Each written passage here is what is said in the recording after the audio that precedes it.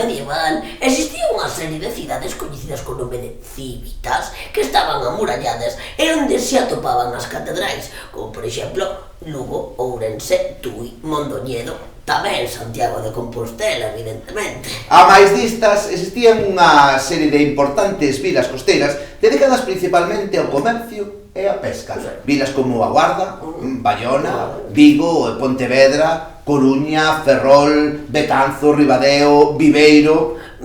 Estas vilas tamén estaban amuralladas por mor dos constantes ataques vikingos, normandos, boa xente. Moi boa xente. Pero que che parece, querido Atanasio, se nos deixamos de tanta parola e damos un novo chimpo espazo-temporal para a mellor comprensión da nosa historia? Dime, a onde imos? Pareceme moi boa proposta, pois imos viaxar a un lugar indeterminado do campo en Santiago de Compostela. A ser por campo, verdade, en Santiago? Será por Leiras. E o que é máis importante, a que ano? Pois apretade ben o cinto de seguridade, Teodoro, porque imos concretamente ao 1490. Alá imos.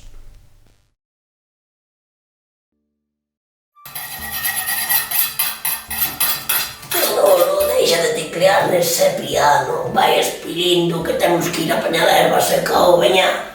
Mira, Atanasio, ti que crees que é mellor? Albollo con encanto ou galpón céntrico moi ben situado? Pero de que carallo falas, Teodoro? Non hai que te entenda. É que estou buscando casa, mira, estas son as dúas que máis me convencen. Está buscando casa o tipo, non te suba xa, Teodoro, non te suba a casa aí con finca, ademais. A veces tes unha avaricia, telo que mirar, Teodoro.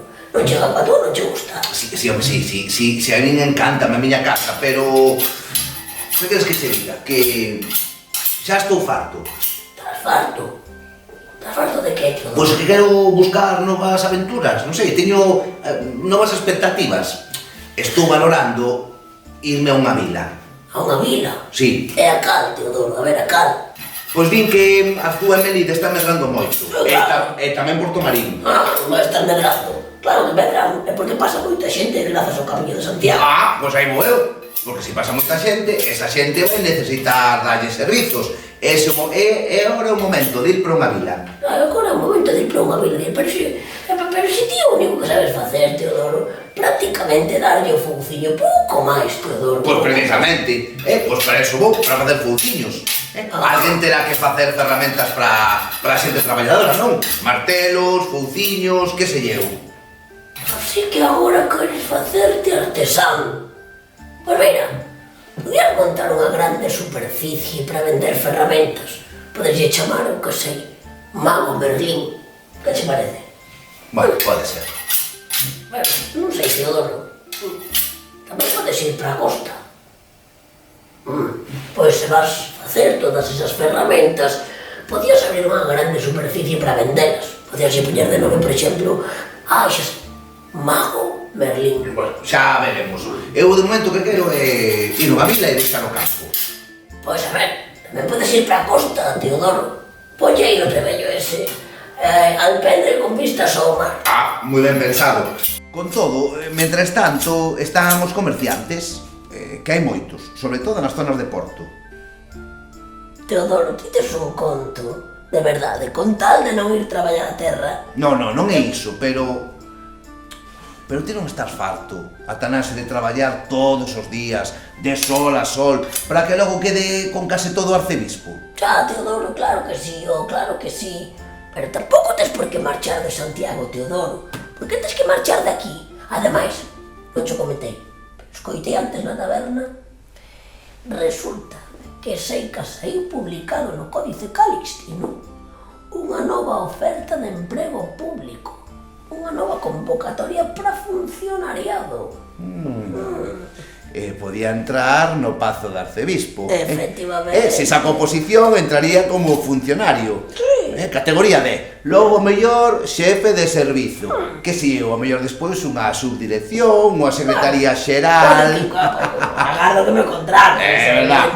Que podo chegar a conselleiro, quen sabes, algún día mesmo presidente... Estate vindo arriba, Sí, a verdad que sí, a verdad que sí. Arriba, Baixa. Baixa un pouco, Teodoro, baixa un pouco. Que estou pensando eu? que pensas? E se o futuro non está aquí? Se hai que ir a cidades así con ese esplendor, que sei eu, oín falar de Bruxas ou de Florencia, ou mesmo Roma, din que ahora necesitan moita man de obra porque están en emerxencia. A ver, Teodoro, ese plantexamento é un pouco cosmopaleto. Digoche unha cousa, Bruxas, Roma ou Florencia non teñen máis esplendor que Santiago de Compostela. O que pasa que nos gusta o descoñecido e non está mal.